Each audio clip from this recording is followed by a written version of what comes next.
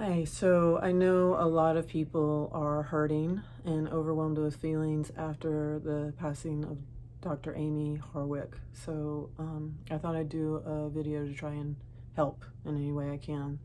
So while I've been formulating what to say to you guys today, I realized that, you know, the normal coping skills that maybe some of us already have under our belt to cope with loss, they don't apply specifically to this in some ways because this is different, right? It's like, one, Amie was lost to us so abruptly, and also it was a violent act.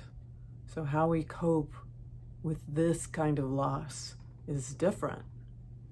Now, some things are the same, like when we're grieving a loss, it's good to not just always be in our grief, but sometimes try and shift to some kind of coping skill or a comedy, get a massage, find some way to pendulate between your grief and something that is either a coping skill or soothing in some way.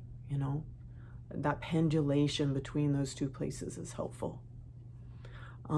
Also, a lot of grief researchers say that one way to help move through our grief is to think about the positive things about the person, and not get so fixated on the parts that were is tragic. Try and shift back to the things that we loved about Amie.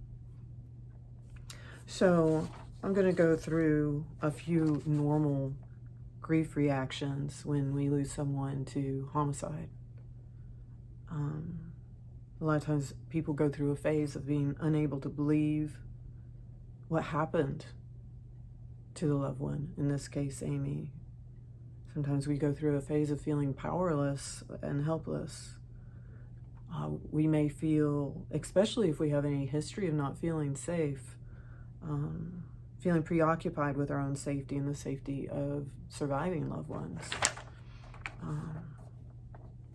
You may feel as if somehow you could or should have protected your loved one from harm, in this case, Amie. Some people might be thinking, oh, I should have invited her over to my house that weekend. But, it's like, for those of you who are thinking those thoughts, it's like, you didn't know this was going to happen. You may be haunted by images, nightmares, or flashbacks of the murder, or even things in your own life that felt similar. I'll talk about some ways to ground yourself later. You may feel intense rage for the perpetrator, the person who did this to Amie, or maybe some of the perpetrators in your own life that this triggers. You may feel physical symptoms like a headache, stomach aches, difficulty sleeping, eating, or focusing. So what can you do? Stay connected to friends, call a friend, go out, join a coping skills group, a grief group. Being around people is important. Touch is important. Hugs are important. That helps ground you. Create ritual. If you can't, I'm sure there's going to be events to celebrate Amie's life coming up. But if you can't make those, you can do your own little ritual. Go to the beach, do a ritual within your own home that just honors her memory and helps you move through your feelings. Maintain a ritual in terms of your own, pattern. It's easy when we're in grief. Sometimes it feels like everything slows down. It can feel like we're in this pseudo reality, and so maintaining a pattern is important. But also it's kind of slowing down because your focus may be off. So if you're speeding around like you usually do in LA, when you're backing out of your parking garage, you might hit a pole, things like that. You need to slow down to keep yourself safe. Record your thoughts and feelings. Helping, journaling, doing some artwork, things like that can help you move through how you're feeling. Any kind of art is super helpful when we're moving through trauma or grief. For a lot of us, we disown our anger, and this is super angering. Find a safe way to move through your anger. Again, journaling might be helpful, or art, or going to an ecstatic dance class. When we shove our anger in a box instead of moving through it. It can make our body sick, all kinds of things. Set boundaries. If people are reaching out to you too much, you may need to pull away and give yourself time. On the flip side, if somebody is not there for you when you need them to be, like some people get overwhelmed, find another friend that can support you. Or again, join a grief group. And anyway is, so many people grieve in different ways. So if you're grieving differently than another person, it's okay. In terms of trauma, like if you are having any kind of trauma response, one of the most powerful, quick ways that you can do anywhere is just deep breathing. It tricks the body into thinking that you are in your parasympathetic nervous system, a place of calm. So the body doesn't know all the details of what's going on. All it knows is you're breathing slow and deep. And so it shifts everything in your system. So that's a powerful way to soothe yourself if you are having feelings of anxiety or feeling panicked.